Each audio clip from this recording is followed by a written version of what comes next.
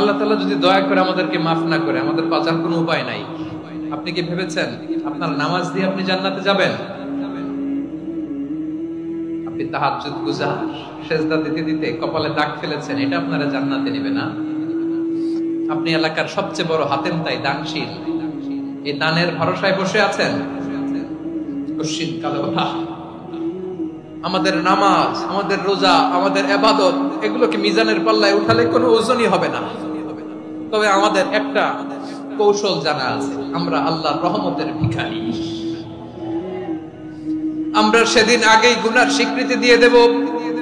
আমরা বলবো, আল্লাহ তুমি প্রশ্ন করার আগে তোমার একটা কথা বলি, আমারে কিছু জিজ্ঞেস করো না, আমি সব করেছি। এমন কোন পাপ নাই যে পাপ আমারে দিয়ে হয় নাই। তোমার রহমত দিয়ে তুমি জান্নাতে পাঠাবা, তোমার